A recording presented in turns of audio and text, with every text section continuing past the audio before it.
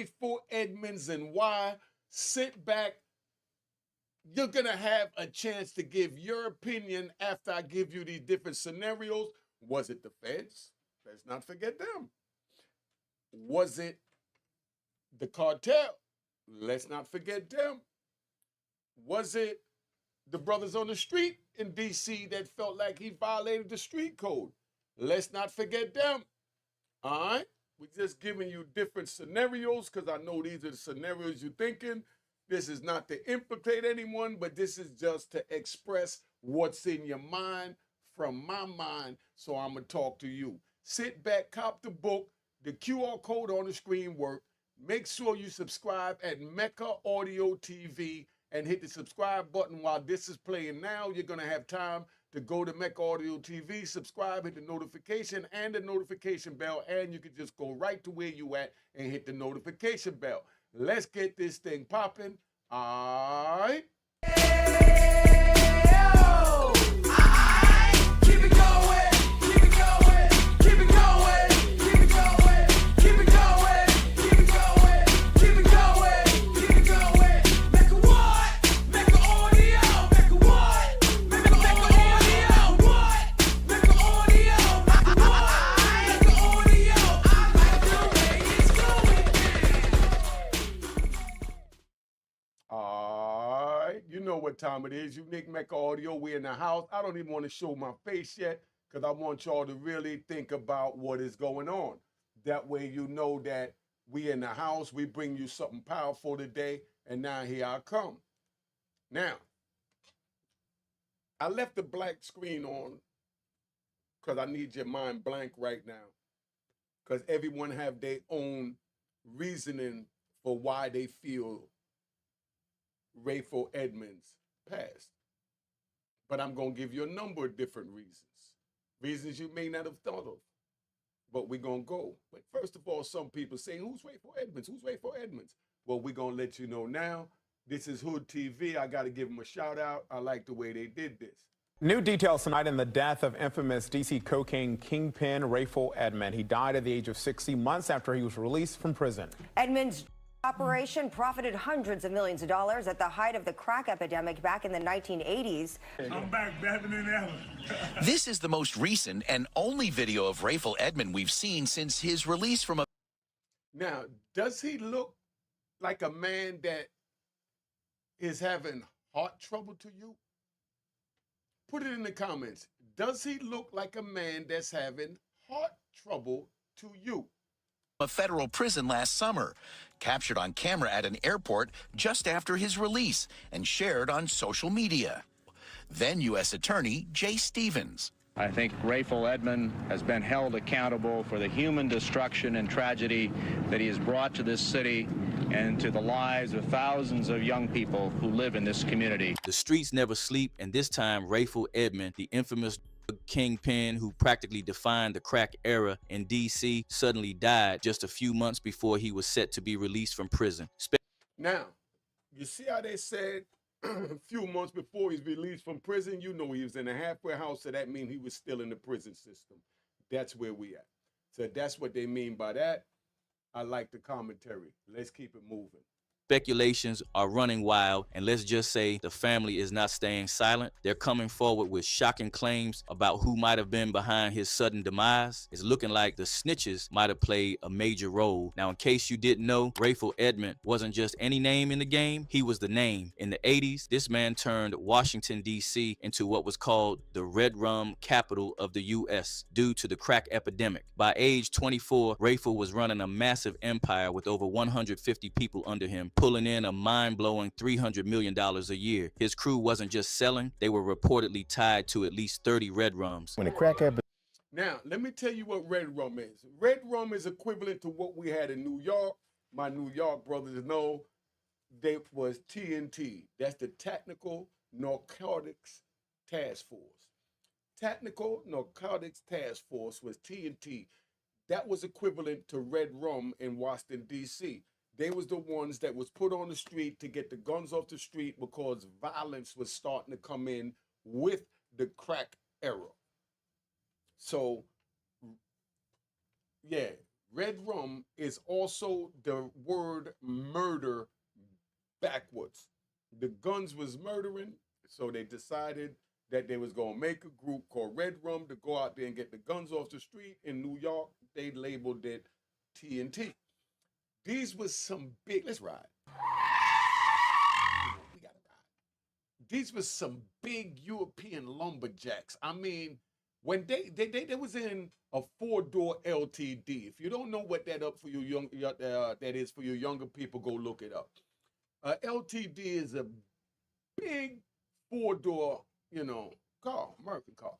Now, these dudes, I called them lumberjacks because they were so big that when they sat in these cars, their shoulders was on the ceiling and they had to bend their head down. And this is how you see these big Europeans coming through the hood, and they didn't even use dark tint. They used light tint back then. Now they use this dark tint because they hiding.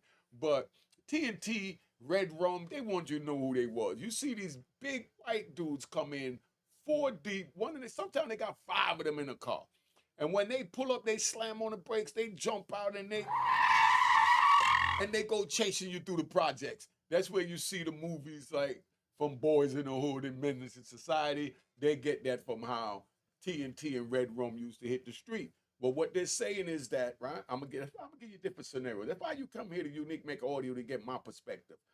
What they got going on is they're saying that Rayful Edmonds had a few Red Rum, jump outs. We call them jump outs in New York also and on the street. Because they pull up and they slam on the brakes and they jump out and they chase you through the projects or the alleys. It depends where you at. Big shout out to the wards out there in Texas.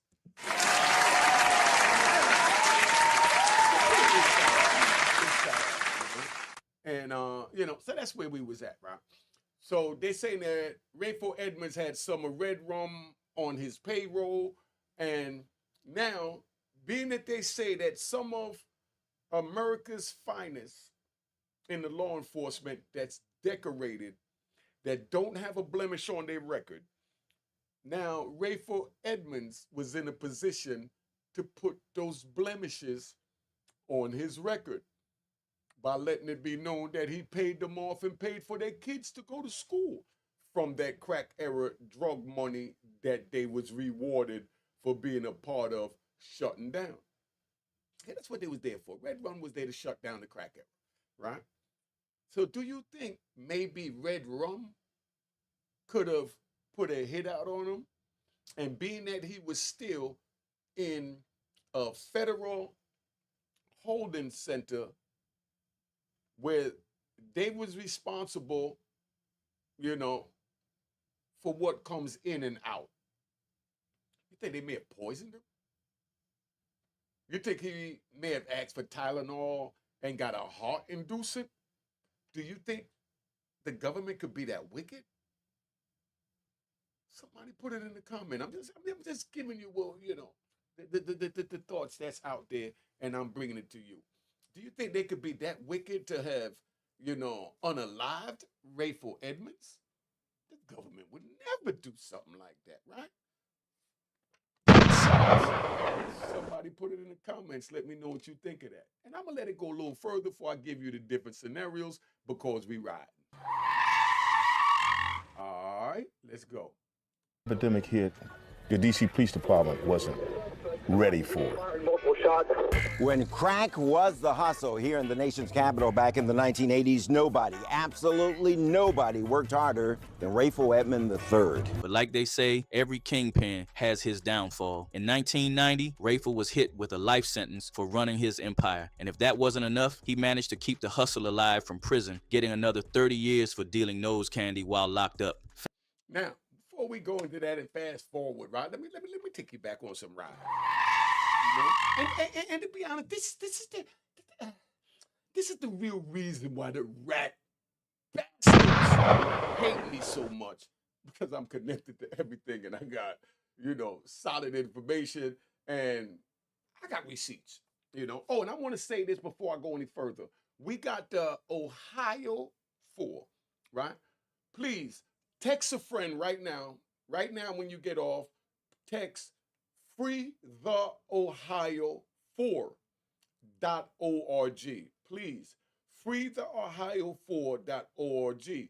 These are brothers that got caught up doing the Red Room situation and TNT that I'm talking about, and they locked them up for unalive, they did not commit. And they've been fighting it for 3 decades. They've been fighting this. For 3 decades, they've been fighting that they're innocent. And then it came out that there was no DNA. The prosecution agreed that they was innocent. The prosecution, the government, the one that tries to bury you with time, they put in a motion to the court letting them know that they locked up the Ohio 4 all the way from New York City illegally, and that they did not commit the crime. They're just waiting on the judge to rule on it, and the judge is waiting because the prosecutor that put in the motion to free the Ohio 4 lost the election in November, so he'll be leaving in January. So the judge is trying to wait till after January when the new government attorney come in to see what his stance is if they should free the Ohio 4 that the present prosecutor said is innocent of the crime. Put it in the comments what you think about that. The link will be in the comment. Do you think that's right? You don't think we need to go sign these men's petition when the government is saying that they've been locked up for 3 decades and they didn't commit a crime? But let's ride. That was the Ohio 4. Big shout out to my brother Shakim, right? And John Edwards is his government name. If you want to look him up, look up John Edwards, a.k.a. Shakim Bio. Now, let me get back to Rayful. Rayful caught another 30 years from when he was in Lewisburg in the Fed serving life. That's when I met him. I met him while all of this was going on. I used to go down there, right? You know we ride. Lewisburg is set up like this. You got the east side and you got the west side. They call it the sand side and the map side. The sand side is the side for the brothers that didn't have as much violence on them, you know, but everybody got violence in Lewisburg, you know, from their past history. You know, so then you got the west side, they call the MAB side. That was the maximum security side. They had Rayful in the maximum security side. Being it was my first time in the feds, they had me on the sand side. They kept the phone on one side one day for 24 hours, and then they shut it off, and then they turn it on the other side. So the sand side will have a phone one day, the MAP side will have it another. If you need to make a phone call on the day that your phone wasn't on, you'll just walk down to the other side and go in one of the units where your homies is at. You know, you get on the phone and you call your people, and then you go back your ass to the other side. I used to go from the sand side to the MAP side, and B unit didn't have a lot of people that used the phone because these was the most violent and dangerous criminals that don't want to use the phone because they know that everything is being recorded, you know? Now, so the phone is always open. I go down there to use the phone, and who's in the phone booth every day but Rayful Edmonds? Did I think anything of it? No. The reason why I didn't think nothing of it, because whenever the phone was on the sand side that I was on, I'm always in there on the phone all day. Because back then, you make a phone call. They had these phones back then, right? Now, you know, everything is push-button phone.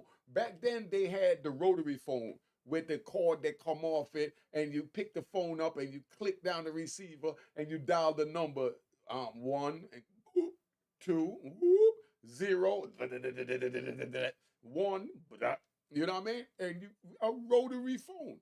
But when you made that call, you got a real operator that got on the phone, a human being. And they was usually college kids from the neighborhood, and it'd be nice females. We locked up. We city slickers from all over the United States. I'm talking about Detroit, Miami, Chicago, and we even had a few California brothers out there. Big shout out to Woody that was out there, and Mad Ice. You know what I mean? Just to name a few. Now, you know, and Big Chub. Big Chub used to braid my hair, you know. Now, and it's funny, right? Because we ride. Hey, yo, I'm going to get back to Rayful Edmonds. So you rat bastards that don't like me riding, and you flip-flop wearing in public trolls that don't like me riding. Get off my channel. And please, and you know, I always got to tell you this because I really mean this from the bottom of my heart. I don't need you rat bastards or trolls buying the baddest book ever that I've written. A Roaring Harlem at roaringharlem.com. Please don't buy the book, you rat bastards. I don't want you to buy it. Now let me get close to the camera. I don't think you understand what I'm saying. I don't think you understand how serious I am. Let me get as close as I can. You rat bastards. Please, I'm begging you, don't buy my book and please get off my channel. I'm even gonna give you 3 seconds to decide who you are. Now that you know who you are, take this with your rat ass. Now, let's get back to the story. So we riding, right? So I go down there, use the phone. They go Rayful Edmonds, always smiling, real charismatic and nice dude. And, you know, I know Rayful from the street, you know what I mean? You know, when I was down there in Southeast and all that, moving around. So I see Ray in there and he smiles at me and he like, damn, playboy, you know, how many you trying to get? I thought he was only kidding. I didn't know that he was really in there still moving. I didn't need nothing, didn't want nothing.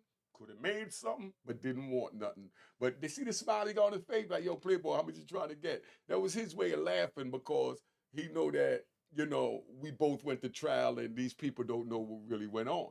So we laughing and he on the phone and I'm like, yo, which one of these phones is best to use? Because they got little phone rooms. You know, he said, nah, you can use any one because nobody don't ever use a phone. So I'm in there talking, and when you call, you can talk as long as you want, 2 hours, 3 hours, or whatever. You just got to get back to the other side before they call the movement. You know what I mean?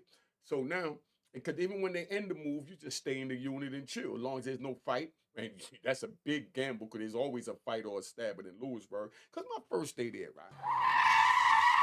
I'm getting a good show today. My first day there, I'm walking on the compound. I see my man Doo-Wop. Now, I see Doo-Wop give me a big care package with baby oil and cup of soup and, you know, the shebang chips and, you know what I mean? A couple of packs of cigarettes. Didn't even know if I smoked, but he looked out crazy. The Kool-Aid packs, everything. So now, he hands me the joint, and then all I heard was boom. And I look over, and when I look over, I see a Mexican brother laying on the ground holding his neck. It's all I was picturing. He's holding his neck, but he's holding his neck like this, you know? And then I seen somebody come by and kick his hand. And then blood came gushing through the other side. I said, whoa. Dude stabbed him in the neck and somebody else came in and kicked the joint through the other side of his joint. And it's my first day in Lewisburg. They hit the deuces. The deuces is the panic button. They go woo, woo, woo, woo. And they let all the police know to show their force and come there. Even if you're not a police, if you're a school teacher, they have female school teachers. You know what I mean? They might even run over there. You know what I mean? Because that's their show of force. When they came running over there and they removed his hand from his neck, and I saw this joint just sticking out one side to the other side. I'm looking, and I'm not even fronting. I got to keep it 100. You know what I mean? I never say nothing like I'm the biggest gangster. I'm not none of that. I'm not the toughest dude. I'm just a human. When I seen that with my own eyes, I'm staring, shocked, like, what? And everything went blank. And then one of the homeboys dived and grabbed me and tumbled me through the gate. Because in Lewisburg, like I said, they got the sand side, they got the map side. In the middle is what they call the red top, and that's where everything is at. The movie theater, the chapel, the kitchen, you know what I mean? The library, you know what I mean? All that, right? But the library is on the other side of the gate on that side, right? Just like the commissary is on the other side of the gate on the red top. See, I'm even taking y'all in Lewisburg. I'm going to get a video of a tour of Lewisburg and run that to you. Remind me to do that before the holidays is over. I'm going to give you a holiday treat. So now, I'm sitting there and they dived and grabbed me and tumbled me through this gate while this big metal gate is closing. And I jump up pissed like, yo, what's wrong with you? You know what I mean? Like, dude, you threw me on the floor like you tackled me. He literally tackled me. And then all the homeboys started laughing. They laughing at me, and I'm just keeping it 100. This is how green I was because I just entered Lewisburg. I'm pissed, and they're all laughing, and they knew that when they told me why he did that everything was gonna change, right? And I was gonna understand what was going on. Why do you think they grabbed and tackled me to the floor? Put it in the comments. If you put it afterwards, be honest what you was thinking, even though I'm going to tell you why. Because I didn't know why myself, But when they threw me on the floor and I got up and they laughing at me, they said, yo, if you would have got caught on that red top, they would have kept you locked in the basement in 4 walls, no windows in those cells. They would have locked you in the basement until after the trial and conviction of whoever they feel did this. Said, what? He said, they would have kept you locked in for at least 3 years while this guy fight this unalive in charge. So we just saved you 3 years in a hole just coming on a compound. And I looked at him, and it didn't make sense at first, but it made sense, and I'm trying to process it, because it's a whole new world for me. I'm out there carrying 2 pistols. I don't like something, I just bust off. And I handle my problems that way. But now I'm in here where they're fighting with knives. Like, grew up in Jamaica, whoever, I look a ratchet, the 007 ratchet. Remember that? Flick, flick. You know what I mean? I Jamaica that, but up here, they just bust off. The Jamaicans and the Puerto Ricans, the islanders, they were still fighting with the ratchet. Flick, flick, flick, flick. You know how we do. Now, so when that happened, they telling me that I would have been in a hole until after the trial and conviction. Because they'll grab anybody that's in the red top because they feel they saw, so now they're a witness, or they might have been a part of it but didn't get caught because they didn't have cameras in the prison then. Imagine all this going on with no cameras. You can just stab somebody and they keep walking. Nobody know except for whoever's behind them, or that might have seen it, and that'd be 1 or 2 people, and believe me, they not saying nothing because they might have to do the same, and then they still have to live in the prison. But this is the life that I'm trying to prevent y'all from going down. That's the only reason I'm telling these stories. Because I don't want you to have to experience this. These stories I tell, even this story to this very day, traumatizes me. I mean, traumatizes me. But anyway, let's ride back to Rayful. We already got rid of the rat bastard so we can enjoy the show. Now, so Rayful is down there, he making phone calls. And anytime I go down there, I go to B unit, because that's the empty unit. No one's never on the phone but Rayful Edmonds. Talking on the phone and da-da-da-da, and, he talking, smiling. And he kept his business to himself because when he asked me that I need something, Playboy, he was dead serious. But I didn't catch it because I'm just coming in the system. So I didn't think that he was still hustling of that magnitude, gambling his freedom, when he still had a direct appeal. He still had a chance to get out. And, then he lost his appeal. I wound up using his case. I even know where his case is off the top of my head. If you want to look up Rayful Edmonds' case in the law books, go to 52F3D. I think it's page 1080. I might remember the page. And then they also got Theodore Edmonds. Big round of applause to Theodore. Big Ted out of California.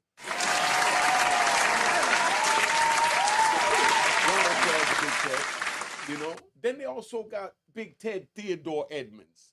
I was using Theodore Edmonds' case and Rayful Edmonds' case for at least a decade before I met Big Ted in Lompoc on the back dock. Big Ted even gave me his brother's number to call. He was cool, I think, with Smokey Robinson or something like that. Yeah, Smokey Isaac came out. I'm almost sure it was Smokey. And he gave his number, and, they wanted to do something with me. He's a really good dude, man, the best, Big Ted. Anybody know where Big Ted at? That know Big Ted in Cali? Tell Big Ted to call Unique, because I definitely would like to talk to him, because he was intricate in my growth, too. That's who introduced me to movies and things like that out west. That was back in 2001. After I already wrote A Roar in Harlem and wrote the movie script to A Roar in Harlem, so I was talking to him about it, getting the game.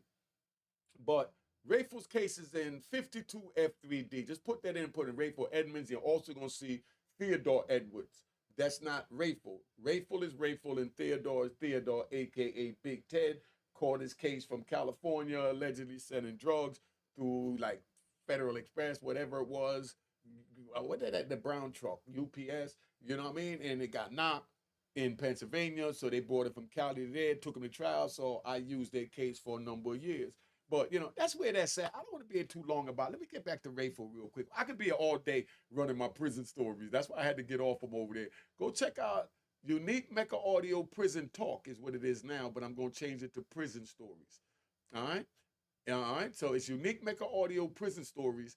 I'm gonna put all my prison stories there. So if you want to hear any of these crazy prison stories, you could go over there. I got Prison Talk where I got Kevin Childs, Lou Sims, you know, L, and Larry Moe from DC. You know, we all up there having, and we all did over 100 years talking about what it was like doing over 100 years. Let's get back to Rayful. Fast forward to 2023, and things took a surprising turn. After serving more than 3 decades, Rayful's life sentence was reduced, and he was moved to a halfway house in Nashville. His lawyer and even community leaders spoke out, saying he deserved another chance. "He's happy as you can imagine," said Tyrone Parker, a DC activist who knew Rayful. "It's a miracle that he's home." Rayful was ready to turn his life around, or at least that's what he wanted the world to believe. But then, out of nowhere, news broke that Rayful had died. The Federal Bureau of Prisons confirmed Rayful's death, but kept the details under wraps. No cause of death was released, which, let's be honest, only fueled more rumors. People immediately started speculating. Was this just natural causes, or was there something way more sinister at play? Because let's be real, these kind of things are very common. Well, according to Rayful's family, it's the latter. They're saying there's no way this was random and are pointing fingers at the people who might have wanted him gone. My first thought was, man, I hope he wasn't assassinated. But you heard what he said? Now, these are different thoughts than what y'all are thinking. I know you see me behind me. I'm watching my back right now. Right? Now, you know what he said? He said at first he thought he may have been assassinated. That means he was into something so high-powered. Who gets assassinated? Who do you know from your neighborhood that's been assassinated? Anybody watching? Putting it up there. Listen to the words that this man is using and look at his title. Let's keep this moving. As it turns out, he apparently died a natural death. And anybody who's been in prison long enough eating prison food, it doesn't take much to imagine how that can happen. Now, you hear that crap? I've been eating prison food for 27 and a half years. Lou Sims been eating it for 28 years. You know, Antone White been eating it for 29 years. Akbar Prey been eating it for 34 years. You know what I mean? Guy Fisher been eating it for 35 years. You know what I mean? Farris been eating it for 20-something years also. We all been eating prison food. Do we look like we might have a heart attack? Do we look like the prison food is on? But that's because he's taking the speculation away from what he said first about that assassination. Because now you're talking about the higher ups.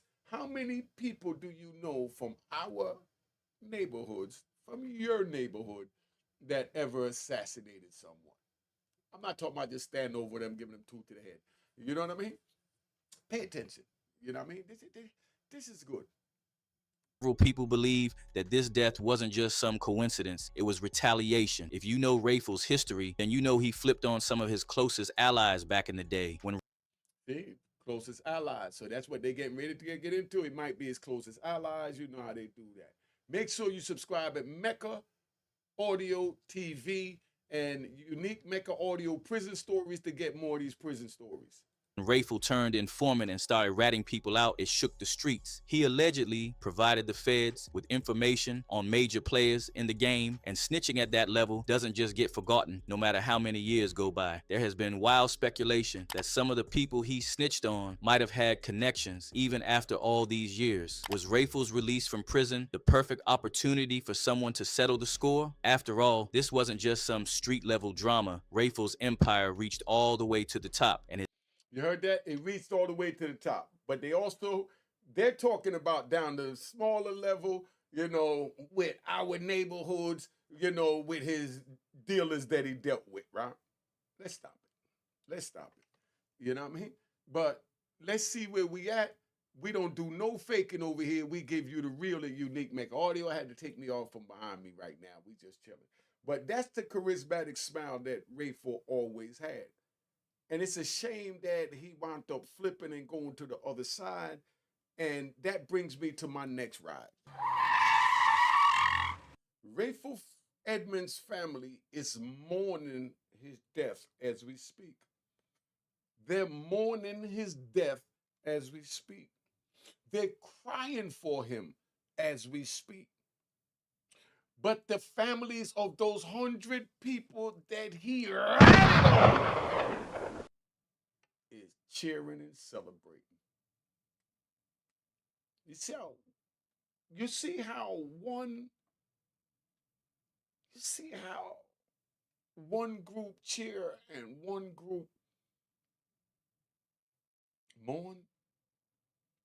This is what we don't want you to get involved with. Putting your family members, your friends, and your comrades in this position to have to choose a side. This man is responsible for over 100 indictments. So who knows how many convictions? If you want to know how many convictions, go check out, right? Hey, let me give my man a plug, right? Let me give my man a plug. Go check out DC Blacks. They got the fire DC prison stories. Eon Williams is connected to all the men from the street. So go check out DC Blacks if you want to hear more about this. This is their situation.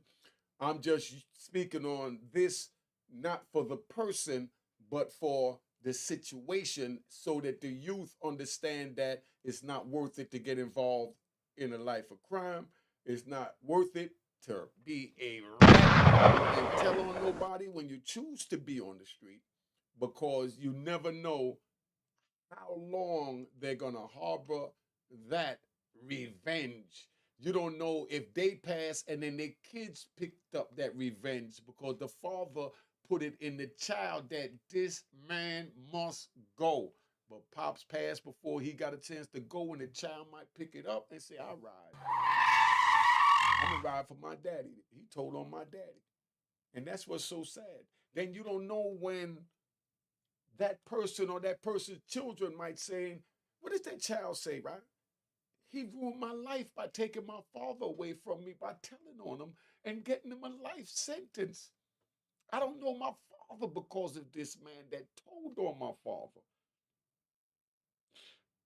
Now this man is deceased. So my father never got revenge. I'm not implementing nothing like that. I'm just giving y'all the real, how the street work, because you had a gangster channel, damn it. So if you don't want to hear the real from a gangster, how it worked on the street and what could happen on the street, I'm going to give you 3 seconds to please tap out. And I'm not going to give you the gunshots, but I'm going to give it to you real. What if one of the men or women that he told on children decide to say, I'm going to pick up arms and go with his children because he ruined my father's children's life, which is me, by telling on my father. And then now they start stalking his family because he's gone and they can't get with him. These are the things that happen on the street. So don't put yourself in a situation for no one to want to have to target you because your daddy rapping.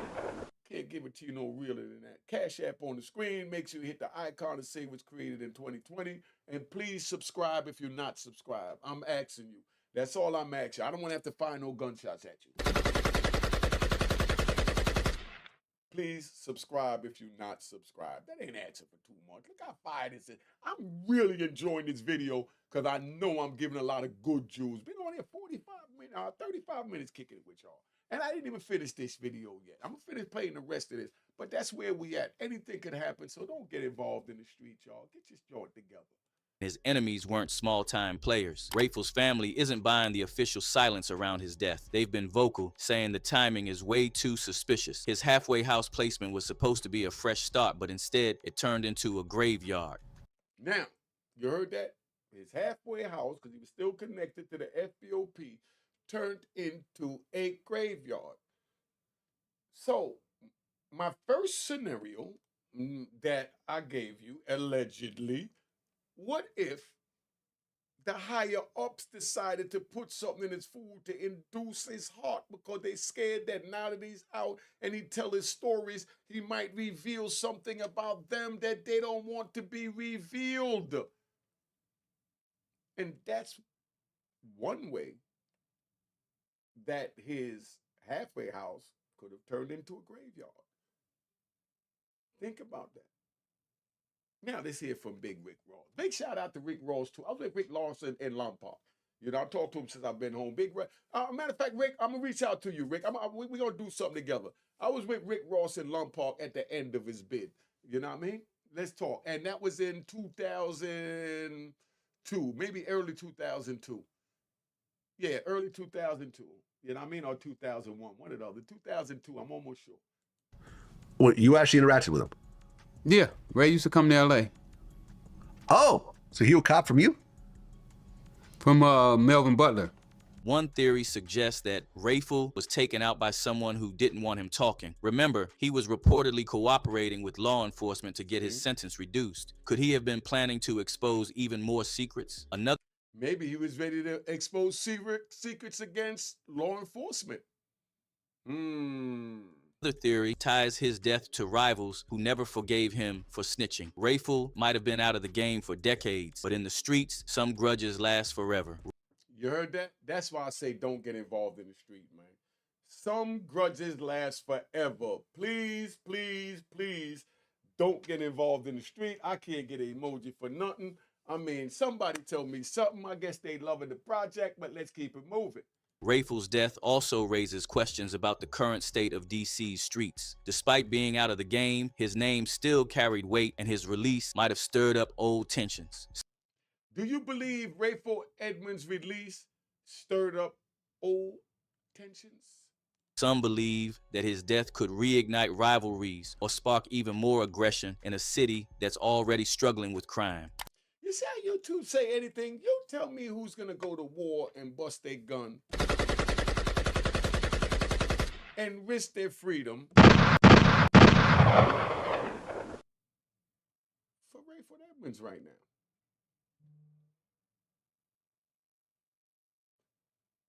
Remember that old saying, and this is not to put nothing on, I'm just keeping it like it is. Snitches get stitches.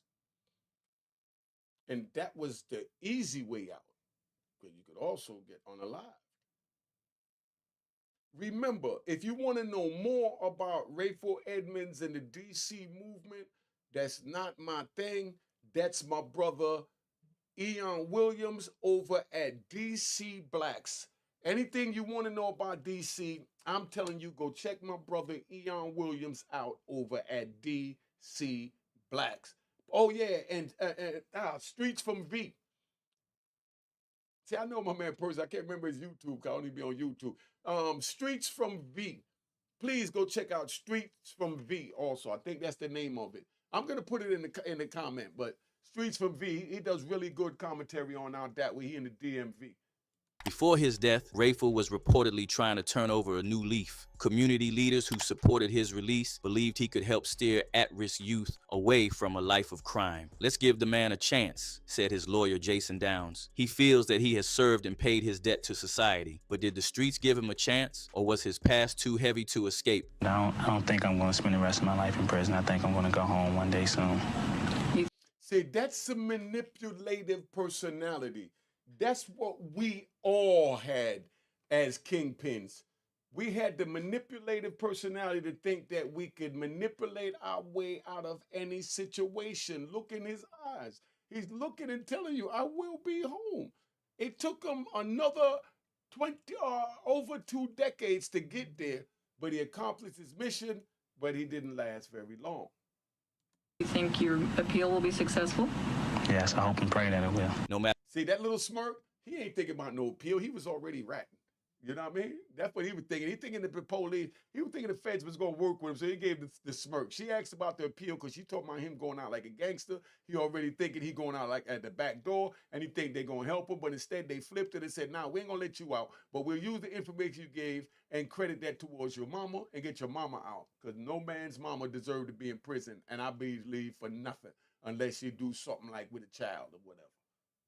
No matter how you spin it, Rayful Edmonds' story is one of the most controversial in American history. From his rise as a kingpin to his fall as a federal informant, he's been both villain and victim, depending on who you ask. But now, with his suspicious death, it's clear that his legacy isn't going anywhere. The question is, will we ever know the full truth about what happened to him? The streets are talking, and the reactions to Rayful's death are straight up wild. One commenter dropped this theory: government told FBI he is no longer any use for us to continue being our federal informant and got rid of him. Another Hey, yo, I stopped this in the middle. My bag.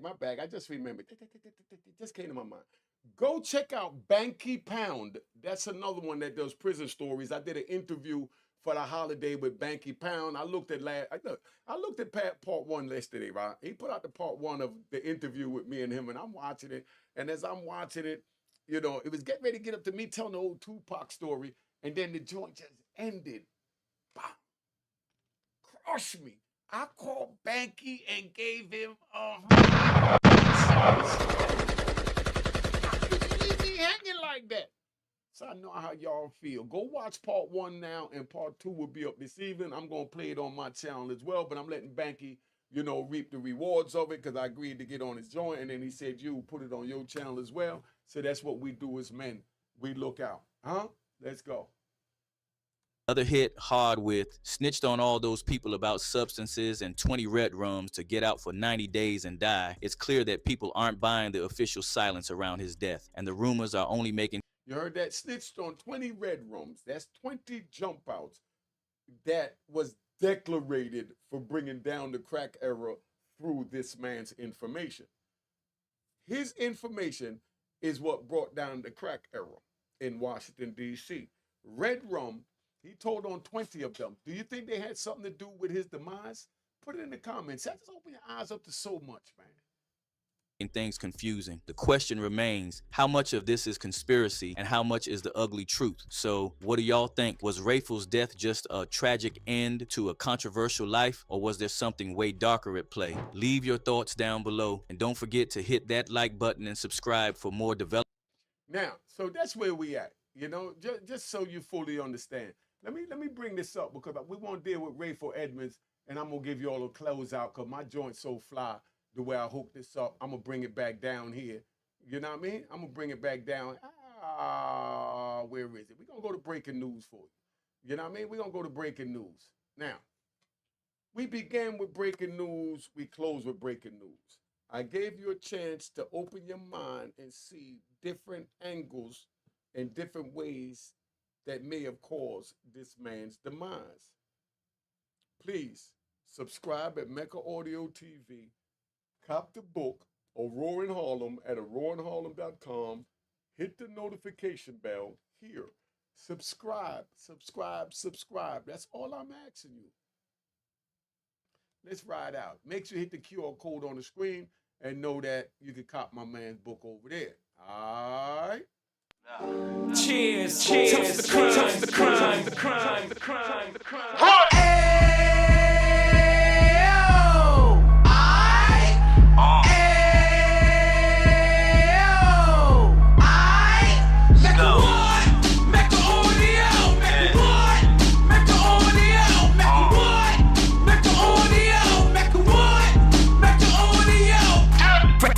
Out the can of 26, he back on the strip, getting back in the mix. What he mentions a gift. You stand up 10 toes down, and I suggest you pay attention to this. Take a little gully posse and put it in Harlem. He cut from the bottom, came up from the bottom. Drop the book, you should go and get it. An Instagram page and a YouTube you could go and visit. Then you could consider yourself LinkedIn. Sit front row and get Jews from a kingpin. How he went through it, so you ain't gotta go do it. To not pay attention would be stupid. Talking about a man that probably put your grandfather on. Probably the reason that him and your grams got along. A man that generated millions on the block, did his time, never squilling to the cops, Mecca Audio.